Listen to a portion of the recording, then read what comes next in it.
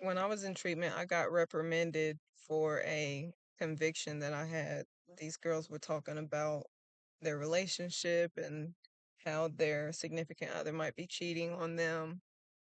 And it dawned on me how jealous and angry that I had gotten in past relationships about a person that I didn't plan on marrying, a relationship that wasn't really going anywhere. And so I spoke up about it. Like, it's funny how angry we get about relationships that aren't going anywhere, about people that we aren't married to, and essentially we're upset about a person that isn't isn't our husband or wife, but is going to be somebody else's, right? So I just thought that was a very profound point that was coming to my heart as they were talking about that, because it was checking me, you know, my conviction. And somebody got really upset about it and they went and they told on me. And, I had to go talk to the authority figures in the program about it.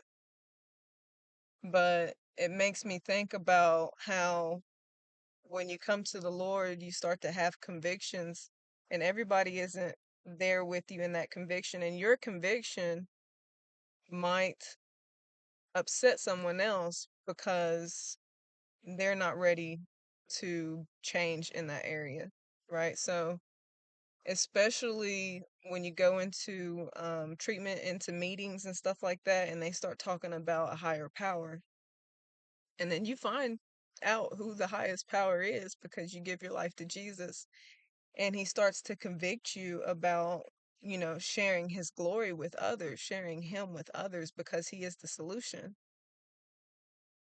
And when you do that and you start mentioning Jesus by name, the people will tell you, please just mention your higher power. And it's like a lot of audacity for them to do that because a lot of the operate in Christian churches.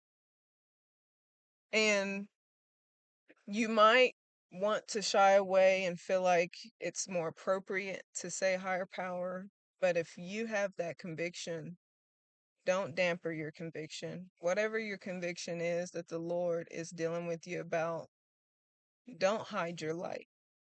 Okay? Jesus says this. He says, whoever will be ashamed of him and his words in a perverse and sinful generation, then he will also be ashamed of them.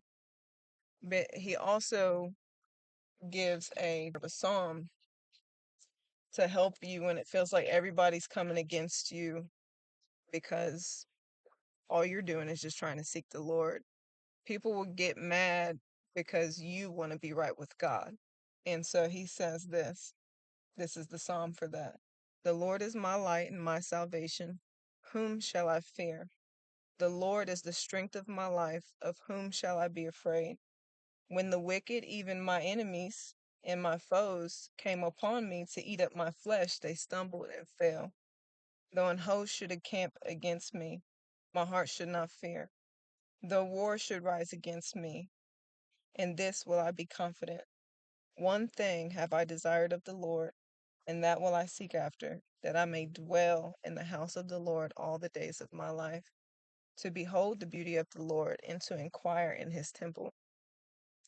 So if your desire is just to be closer to the Lord, know that just because others are offended when you're doing your best to live in a way that shows God that you love him, then you just have to let them be offended because you don't want to be ashamed of him.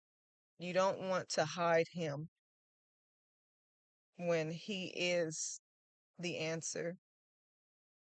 He is the one that deserves all the glory and all the credit for all the things. You have a higher power. His name is Jesus, and it is salvation that is in his name. So don't cut his name out for anyone.